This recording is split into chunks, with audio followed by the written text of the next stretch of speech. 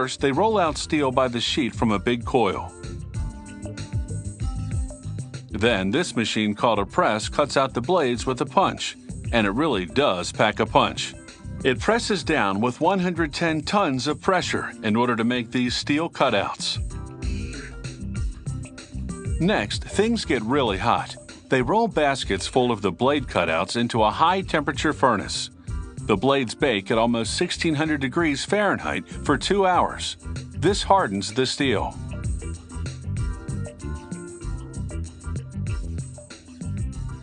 Out of the fire and into the freezer, the blades chill out at sub-zero temperatures, negative 56 degrees Fahrenheit for 2 hours.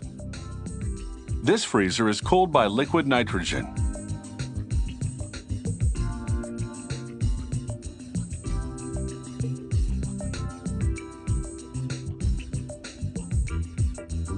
Now we have what they call cold, hard steel. Next, they douse each blade with water while a belt grinder smooths the back of the blade and sparks fly.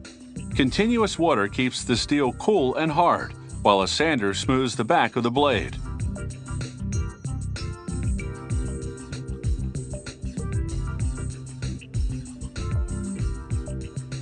Now a robot moves in.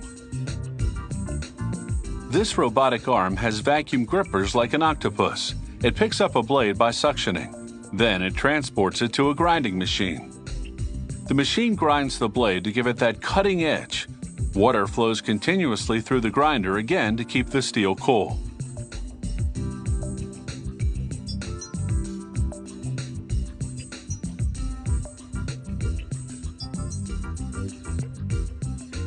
The robot keeps everything moving, putting a paring blade through the grinder every 12 seconds.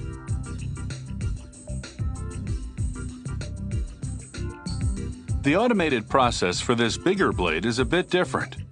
This robotic arm holds the blade in a grip, rather than through fast-action suctioning. That's because it takes more time to grind this big blade called a cook's knife. So this arm holds onto this blade a few seconds longer.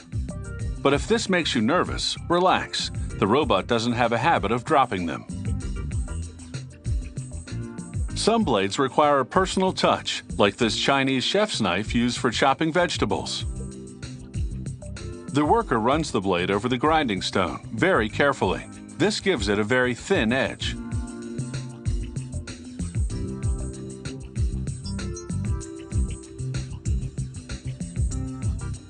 Then a laser burns the brand name onto the side of the blade.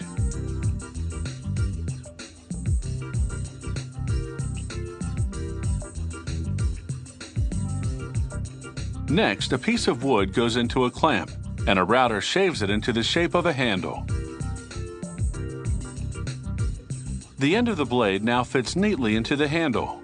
A worker clamps the knife onto a riveting machine. Those things that look like bullets on an ammunition belt are actually the rivets. The machine forces the rivets into the handle from both sides. The rivets lock together inside the handle, so they can never be taken apart. Now they grind down any protruding steel from the handle. This makes the wood flush with the steel from the blade. The piece of metal that extends into the handle is called the tang. It gives the knife weight and balance. Finally, they hone the knife between two stone grinding wheels. With this kind of an edge, these knives will slice paper.